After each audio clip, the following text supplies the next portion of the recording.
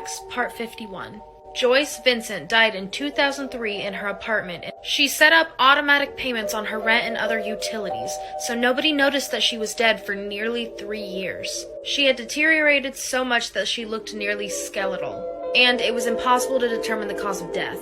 Even more heartbreaking was that there was a pile of Christmas presents, postmarked but never delivered, sitting right next to her.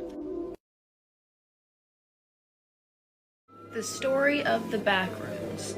Some odd years ago, a man went to his community health clinic for a routine checkup. When he walked in, he got an overwhelming feeling of deja vu. The interior was as plain and mundane as it could be. He went to the woman at the front desk to check in, and she handed him her clipboard. As he sat in his chair filling out the clipboard, he slumped back in his chair. And instead of his head hitting the wall, it was met with nothing. He stepped back and inspected the wall. It looked normal, but when he reached out to touch it, he didn't feel anything. Suddenly, he fell forward into the wall and was met face first with a mouthful of dirty beige carpet. He sat up and looked around. It was an odd little room, or rather, it was a bunch of rooms connected. Everything was a gross shade of tan, and the carpet was musty and moist. There were no windows or doors, and no matter what he tried, he could not get back through the wall. He knew he had to get out of there. The Roosevelt Hotel right in the heart of Hollywood Boulevard is LA's longest operating hotel, opening in 1927. It's been visited by numerous celebrities throughout the decades. It hosted the first ever Academy Awards in its Blossom Ballroom in 1929. Marilyn Monroe loved the hotel, staying there for 2 years as her career took off. It's also one of the most haunted hotels in Hollywood. It's been reported that Marilyn Monroe haunts suite number 1200, where she's appeared to guests staying in the room. An employee dusting the mirror saw Marilyn's reflection looking back. The mirror has since been moved to a mezzanine hallway just off the hotel lobby. Several guests have reported seeing Marilyn in the reflection of the mirror. Actor Montgomery Clift is still active in suite number 928. Clift is known for brushing up against people and has been heard playing his trumpet. Another recurring spirit is that of 5-year-old Caroline, who's always looking for her mother. 2 unidentified mischievous spirits haunt the Blossom Ballroom, purposely making loud footsteps and locking people out of the rooms. Security once saw a person swimming in the pool through the cameras while it was closed. When one of them went to check, the guard could still see the apparition swimming, but the guard at the pool couldn't see anything at all. Let me know if you've been here. Creepy facts you didn't ask for, but you're getting anyways. Believe it or not, we didn't always have mass-produced plastic bowls to use. A long time ago in England, they used to use the hollowed-out tops of skulls to use for bowls and cups. On February 22, 1970, 14-year-old Keith Sapsford snuck into an airport and hid in the wheel compartment of a plane that was leaving for Japan. He got the idea from his father, who told him the story of a Spanish boy who had died hiding in the undercarriage of another airplane. Keith thought that he would be safe in the wheel compartment of the airplane, but he didn't realize that the wheel compartment would reopen when the wheels retracted into the airplane. Shortly after liftoff, the wheel compartments opened and he fell 200 feet to his death. At the same time, a photographer was testing out his new lens and happened to catch it on camera. Creepy facts, Part 61. Due to the genetic makeup of our eyes, we see better in the dark with our peripheral vision. If you didn't know, that's out of the corner of your eye. Basically, the 2 things that help us to be able to see is rods and cones. Cones help us detect color, while rods help with light intensity. We have more rods in our peripheral vision than we do in our central vision, which means that the corners of our eyes are better able to see in the dark. So, keeping that in mind, if you see something out of the corner of your eye in the dark when you're trying to go to sleep, but it's not there when you look right at it, it could possibly be there, theoretically. In the 12th century, 2 children were supposedly found with green skin, and that's not even the weirdest part. These 2 kids were found at the mouth of a wolf's pit by a group of townspeople during their harvest season. Along with their skin being green, they didn't speak any known languages and their clothes were extremely tattered. When they were offered food, they refused to eat anything until they were offered beans, oddly enough. They survived off beans for months until they were able to be accustomed to bread. They were soon baptized, but sadly the boy died. However, the girl grew up, lost her green pigmentation, and began to learn English. The oddest part about this story is what the girl said afterwards. She said that she and her brother had come from a land with no sunlight and that light was very dim there. She referred to the land as St. Martin's Land and said that everything there was green. She also said that she could not remember how she ended up at the wolf pit. Just that one minute they were tending sheep and the next they were there. I'll be going hunting humans. That's what James Huberty told his wife on July 18, 1984, before he committed what at the time would be the deadliest mass shooting in U.S. history. Now it's only the 8th deadliest. The day before, James had called a mental health clinic requesting an appointment. They assured him they would call him back, but hours went by.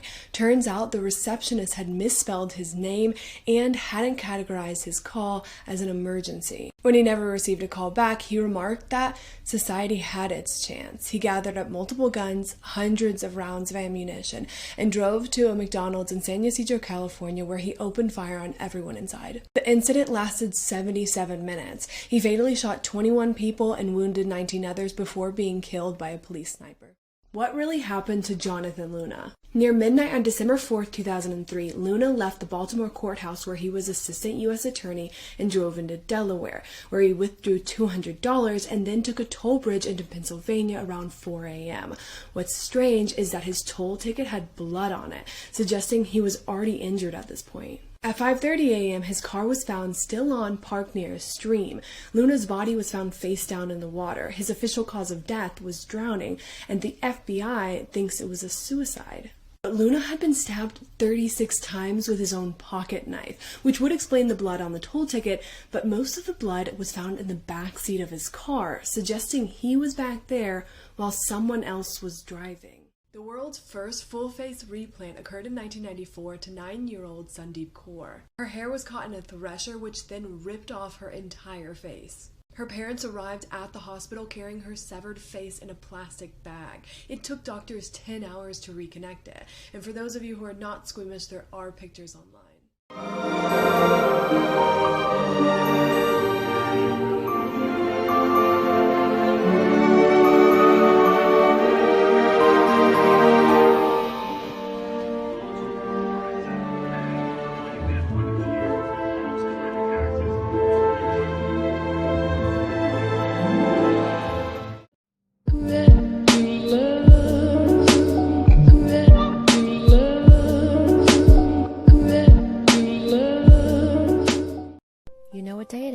Spooky Friday, and today I'm going to focus on one of my favorite hidden LA gems. It's called the Greystone Mansion, and it's hidden up in the Hollywood Hills. So for a quick history lesson, oil tycoon Edward L. Doheny gifted this mansion to his son Edward Ned Doheny Jr. and his family.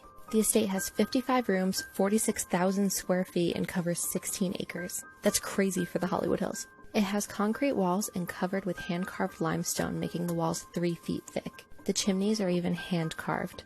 It cost $4 million to build in 1926, which is when they started building, and in today's money that nears $60 million. It's actually open to the public now. You can go walk around the gardens, you just can't go inside the mansion unless you book a private tour. The gardens are absolutely beautiful. And this is the view from the front balcony. I highly recommend a visit here. It's just very energetic and very intriguing. Check out part 2 for the tragic events that happened here. Welcome to part 2 of Spooky Friday, and today we're focusing on the Greystone Mansion. So just 5 months after moving in 1929, Doheny's secretary Hugh Plunkett let himself into the estate with his own key. This wasn't that weird considering he was a family friend and he worked for them. However, when Ned's wife Lucy got home, she found Ned and Hugh dead in a guest bedroom inside the house. It looked like Hugh shot Ned and then himself, so essentially a murder-suicide. As time went on, other theories have risen to the surface. Apparently the shot that killed Hugh was from behind, so that didn't add up if it was a suicide. Also, Lucy called the doctor before she called the police. They found the bodies at midnight, but the police weren't called until 2 a.m. By the time the police got there, the bodies had been moved, and Lucy said it was because the doctor tried to revive them. So one theory is that Lucy called the doctor to calm down Hugh, who was agitated and held a loaded gun, and then he ran into the room and shot himself and Ned. But the biggest theory is that Ned and Hugh were actually in a romantic relationship. Some people think Lucy found out and shot them both. Lucy continued to stay in the house until 1955. Check out part 3 for the hauntings here. Welcome to part 3 of Spooky Friday, and today we're focusing on the Greystone Mansion. So we've discussed the tragic, mysterious murder-suicide that took place at the mansion. Now let's focus on the paranormal aftermath. 2 rangers have quit because of their paranormal experiences. The ghost of a little girl is said to haunt Ned's daughter's room. Apparently on a sleepover in 1936, one of her friends fell out of the bedroom window to her death. When shooting National Treasure Book of Secrets, the sound man decided to leave his equipment on all night to see if he could catch anything. The next morning, they listened to the recording. In the middle of the night, there was a sound of a gunshot, then something tipping over, and then something being dragged across the floor. They checked around and nothing had been disturbed. Guests who have attended events here have seen a man in a black suit roaming the halls, and they've also seen the apparition of Ned Doheny himself. One guest reported seeing a female apparition, who they later identified as Lucy from the picture. This place is just absolutely incredible. I highly recommend a visit. If you peek in the windows, you might find someone staring back at you. Thanks for watching. Did you know that North Korea used to abduct other countries' citizens to help train their spies? Between the 1970s and 80s, hundreds, if not thousands of people were abducted by North Korean agents. One of them was 13-year-old Megumi Yokota, who was abducted in 1977 while she was walking home from school in Japan. She was put on a boat and taken straight to North Korea, where she was forced to train spies to pass as Japanese citizens. The North Korean government has admitted to kidnapping Yokota, but said she died in captivity. They even sent an urn to her parents containing the ashes of someone, but her parents and others in Japan believe she's still alive. Sampako is a Japanese term that means three whites, referring to eyes that have whites on both sides and either above or below the iris. When the upper white is visible, it's said to be an indication of mental imbalance in people who are killers or psychotic, people like Charles Manson and Adam Lanza. When the white part shows below the iris, it represents a physical imbalance in the body, meaning people are accident-prone or destined for tragedy, such as Abraham Lincoln, or JFK, or Princess Diana, or Michael Jackson, or Prince. How this man chose his victim is terrifying. In 2019, a woman walking her dog was approached by a young girl who had come out of the woods and told her a horrifying story that a man had broken into her house in the middle of the night, killed her parents, and taken her back to his home, where he kept her underneath his bed until she had the chance to escape. The girl was 13-year-old Jamie Kloss, who had been missing for 88 days. Her captor was 21-year-old Jake Patterson, who had no criminal record. Once he was arrested, he confessed that he was driving by a school bus one day when he saw Jamie get on by her house, and without knowing who she was, how many people lived in the house, or anything else about her, he decided in that moment to kill her entire family and take her. There's a town where only sex offenders live. It's called Miracle Village, and it's located near Pahokee, Florida, basically in the middle of nowhere. Because of the types of crimes they committed, it's really hard for them to find work, and there are a lot of restrictions on where they can live. So in 2009, a pastor whose ministry helps reintegrate sex offenders into society founded the village. Now it is the largest community of registered sex offenders in the United States, with over 200 residents. The differences between male and female serial killers. Males typically kill for sexual gratification, whether that's psychological or physical, and their victim's identity matters less. They typically kill strangers. In contrast, 90% of female serial killers know their victims, and they tend to kill for practical or justifiable reasons, at least in their minds, with the most common motivation being financial gain. So we know that a lot of death happened during the French Revolution, like roughly 40,000 people. In fact, there was so many people dying at such a quick rate that the government actually allowed the bodies to be skinned and turned into leather, so it would be made into a bunch of things like boots, pants, and jackets. It's actually said that men's skin was preferred over women's because women's skin was too soft to do anything with. You know, there's been a lot of turning humans into jewelry and clothes over history.